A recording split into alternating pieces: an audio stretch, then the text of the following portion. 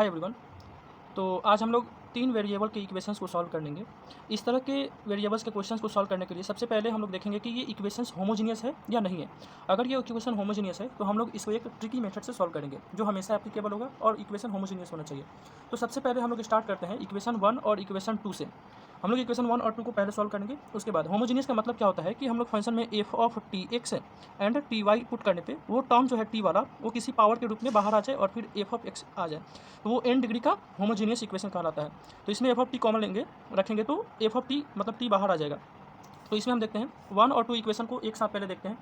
तो इसमें क्या करना है, सबसे पहले y वाले टर्म से स्टार्ट करना है, यानी y वाले टर्म से इक्वेशन 1 में -2 3 फिर इसमें 3 है फिर 1 फिर -2 तक जाएंगे, यानी y वाले टर्म से स्टार्ट किए और -y वाले टर्म पे वापस आ गए। फिर उसी तरह इक्वेशन 2 में कैसा है -1 1 एंड यहाँ पे -1।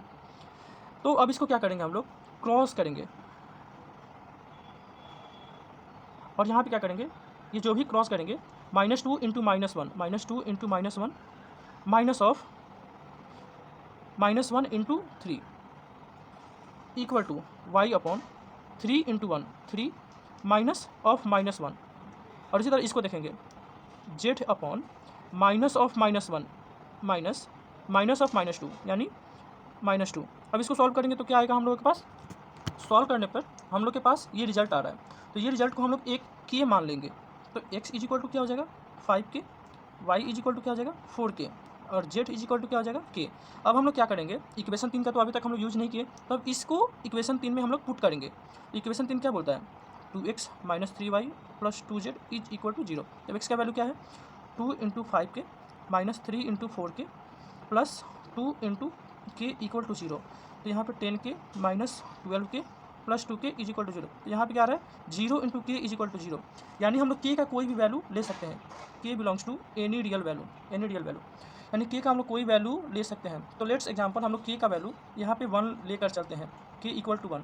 तो हम लोग के पास क्या आ जाएगा x is equal to 5 y is equal to 4 and z is equal to 1। अब हम लोग इक्वेशन 3 में इस वैल्यू को पुट करके देखते हैं कि ये सही है कि नहीं। k का वैल्यू 1 पे, तो 2x - 3y + 2z equal to 0। तो x का वैल्यू हम लोग अगर 5 रखेंगे तो यहाँ पे 10 हो जाएगा और यहाँ पे 12 हो जाएगा और यहाँ पे 2 हो जाएगा।